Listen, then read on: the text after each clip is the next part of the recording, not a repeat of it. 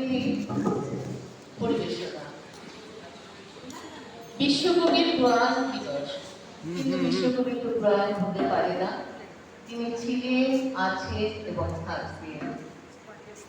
তিনি লিখেছেন, শেষ পথে একদিন সব শেষ হবে, হে আরম্ভ বৃথা তব অহংকার তবে।